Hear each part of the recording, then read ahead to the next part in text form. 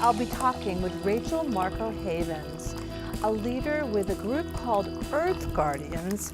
And they do a lot of really incredible environmental work, particularly with youth.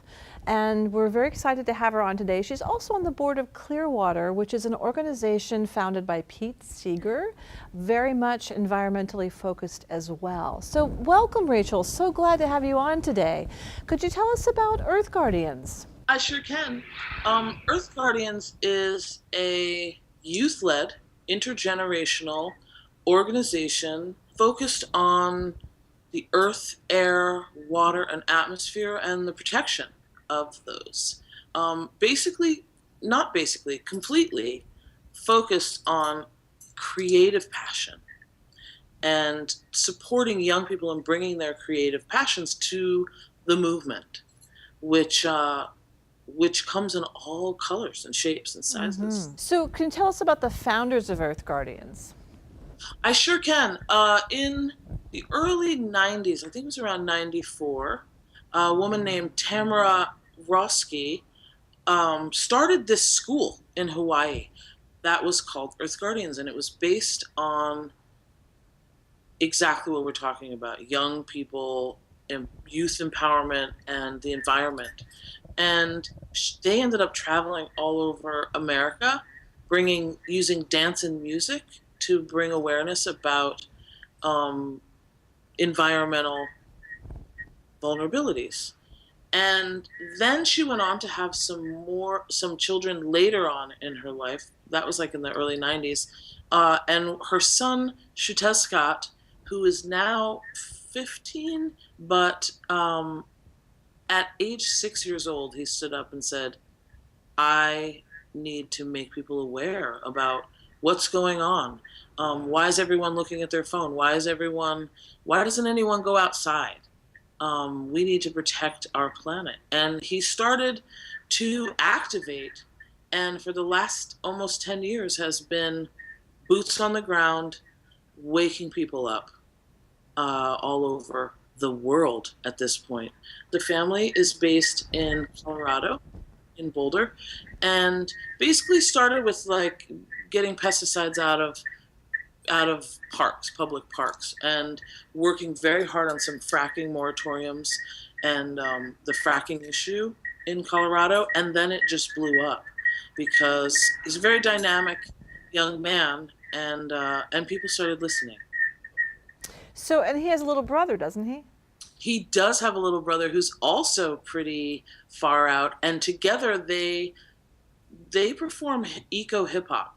That's really their passion, is music and dance and creativity. And so for them, it's about blending creativity and civic action, and it's spreading. So I got to see them perform in Rhinebeck, New York. I took a class up there of students, and they were really moved by the singing and the dancing, and I think it really spoke to them.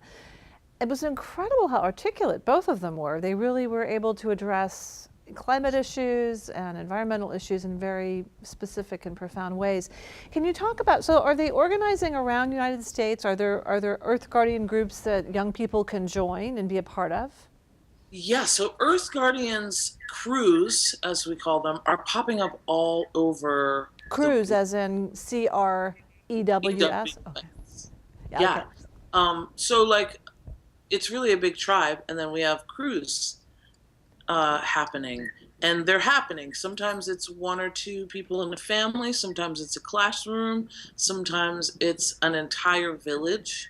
It's pretty amazing. There are crews all over America and in Africa, India, Nepal, Bhutan, Wow. Australia, New Zealand. I mean, their kids are jumping in because, when you bring your creativity to the mix, then people see how they can plug in. So it's a combination of all kinds of arts that the kids are getting involved with. Yeah, but what happens is when you start to pay attention to what's happening in your community, it's almost impossible not to become rather educated and often articulate. Young people are way more capable of eloquating their mission when their passion is behind it. So was Earth Guardians at COP21 at the Climate Summit event in Paris? Yes, they were. And as a matter of fact, if you want to dig into Earth Guardians at COP21 in Paris, you might want to talk to my partner, who I co direct Earth Guardians New York with. She was there as part of the Earth Guardians delegation. Oh, I'd love to talk to her. What's her name? Her name is Aiden Ferris, Okay. and she's amazing. So what were some of the activities that they were involved with in Paris? So in Paris, it was extremely there was so much going on that it was sort of hard to even keep track. Did you go to Paris, by the way? Were you I there? did, but I was here on the ground, and uh, and it was like every minute. And Chantel Scott was probably one of the most interviewed video. He appeared all over COP21. So there was a lot going on. So there was two different sections in, or more than two actually, but there was like an inner section and then the forbidden section. So there was like, they kind of kept all the action outside, Mm-hmm. and you could only go into one area. And in that area was a tremendous amount of action from vulnerable communities, indigenous communities, young people, Europeans, people from different countries, bringing their stories, different neighborhoods. There was a lot of action. And then on the inside was the climate talks themselves, and a few actions managed to make it in. Hmm. As far as the Earth Guardians delegation, there was that were very well received. One that was really, I found exciting, was that people all over the world wrote uh, a love letter to Paris, to the climate talks, and people sent in their messages and sort of why they wanted to be represented and what they wanted represented. And then this letter was delivered, and it was one of those huge, like when you get the $1 million check and it's really big. And the letter was magnanimous, and I was watching, and we were all watching with bated breath here, like it was sort of like watching the Olympics or something, for a lot of activists. And as I was watching this, this pan of the love letter to Paris, there was Aiden and Shtescott and Itzquatli, his brother, his sister Tanansi, and the whole crew was there holding this letter that was coming from all over the globe. That's extraordinary. Really extraordinary. So let me ask you a question. So you're a musician, or at least you come from a family of musicians. I know your son's a musician. What is the place of music and activism? And I know you're also on the board of Clearwater, and that's clearly, a history of music and activism as part of Pete Seeger's background. Can you talk about that a little bit? Sure. I mean, in my life, I kind of see Pete as the troubadour, even though we can go back to his, I see like the Guthries, Woody Guthrie and Arlo Guthrie and Pete Seeger, like that's sort of the roots for me personally, Mm-hmm. in that blending of Yes. music and environmental action and social justice. And for me, I mean, it's a very powerful tool, because music has the opportunity to heal and has the opportunity to open hearts, and then it also has the opportunity to present a message. And so they kind of just go hand in hand, really. They do. They really do. We had another musician on here recently, and he uses animal sounds. And he talks about, in his music, and he does beatboxing, and he talked about, his name is Ben Mirren, that through this connection with nature, he hopes to sort of open hearts and make a connection to nature, and also sort of get his message out about caring for the planet. And I think what I find really neat for me personally, Aiden Ferris, who I mentioned earlier, and I met over a major water bottling issue in our community. And we started to connect on that because we were working together. And then she told me about Shtescott, and then I started connecting with him and his family and Aiden, and we decided to start a chapter here. So Woodstock has a very vibrant chapter, which is actually Earth Guardians New York. And so while this has all been happening, my son has been watching. He's Mm, 17, and he's not particularly interested in becoming um, a fighter for the cause, quote unquote. But at the same time, he will step up. So he's our music director. So when really? it's time that we need to do an event, or when it's time to cut a song about perhaps the pipelines down the road, right closer to you than me at the moment, some of them, Yes. um, he'll show up and he'll call his friends and they will play and they will support. And then they start going, oh, wait, I might actually be an Earth Guardian, which is cool because they weren't really thinking about environmental or social justice. But then when we hook them to help us play music, then how can you not become interested in what's going on in your community when that's the conversation? Exactly. It's also a bridge. It is a bridge. And is it predominantly youth or is it all ages, Earth Guardians? So Earth Guardians is intergenerational, and that is a very important key to who Earth Guardians is, because without the Woody Guthries and the Arlo Guthries and the Pete Seegers, we wouldn't have gotten this far.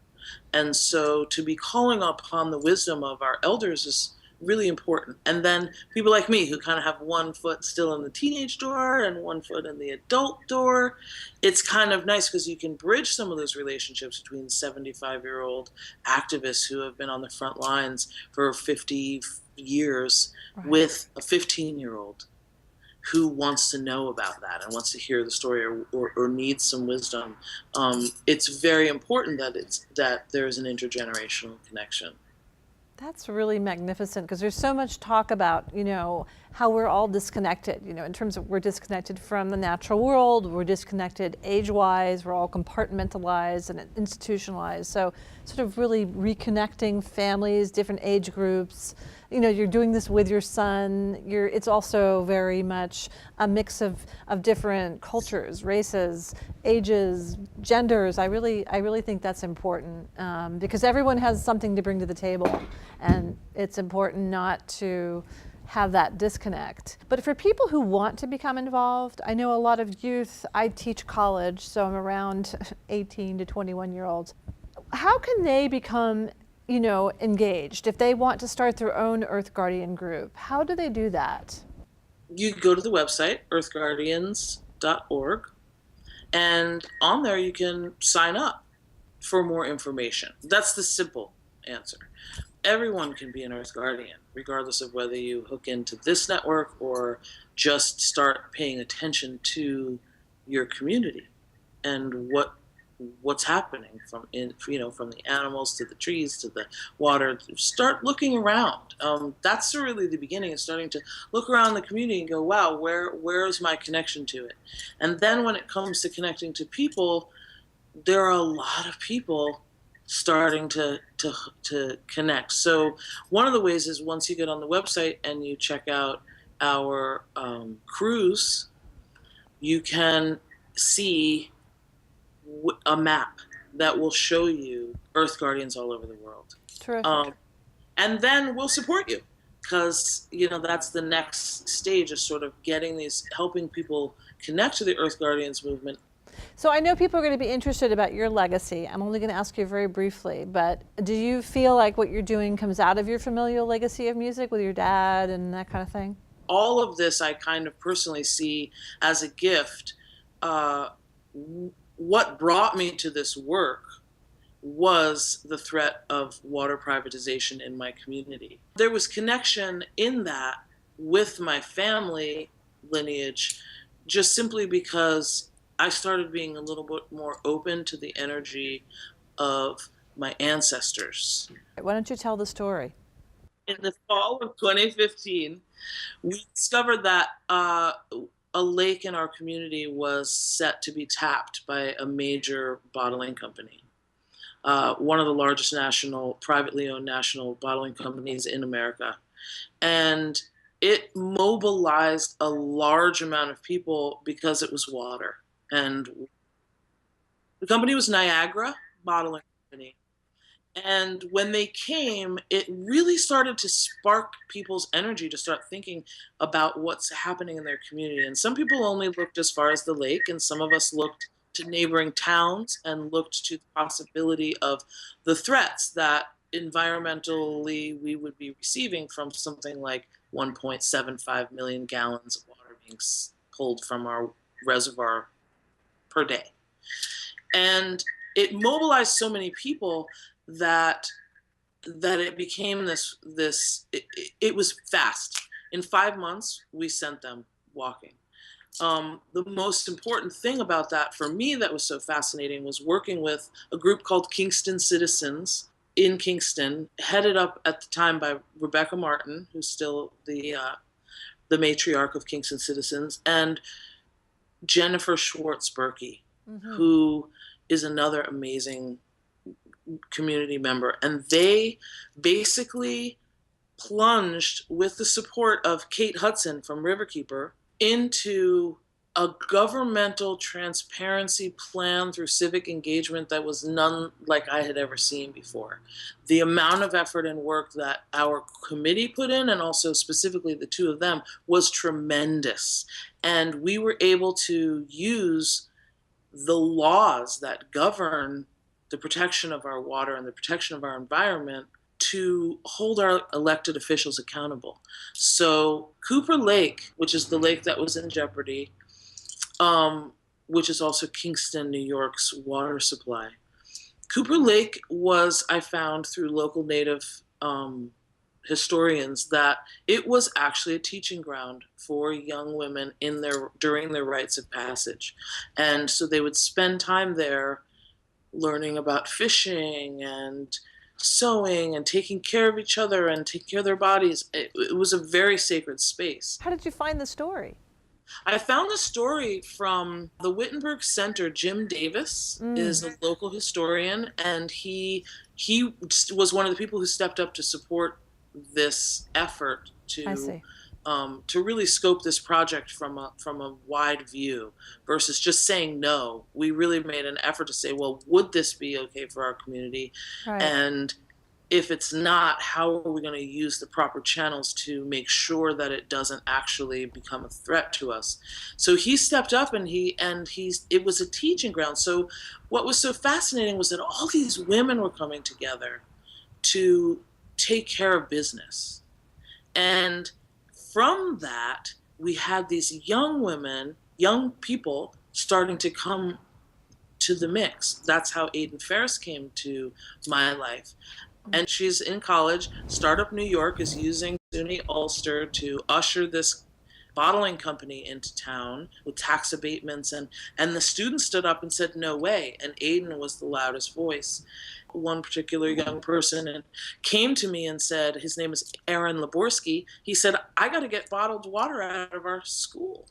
This isn't good. I need help. And so we kind of all mobilized. And when I look back, it really does feel like the ancestors were supporting us, that we had more than just our own personal strength, but that we actually had the support of the local ancestry and our personal ancestry.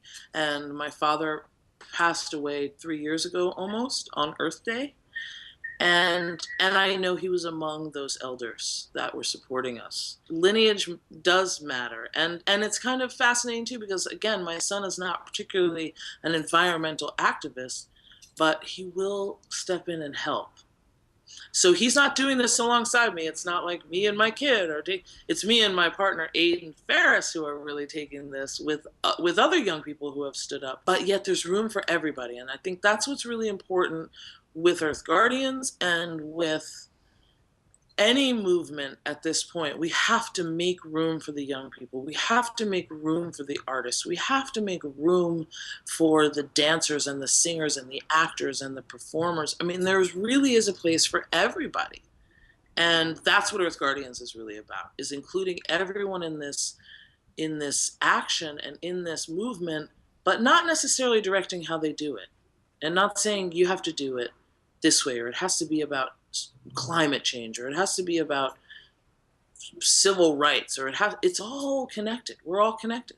Exactly. So that's how we're doing that here. And in our community, we're about to open a storefront office. So another way you can become connected is to come up to Woodstock and visit us at 94 Tinker Street.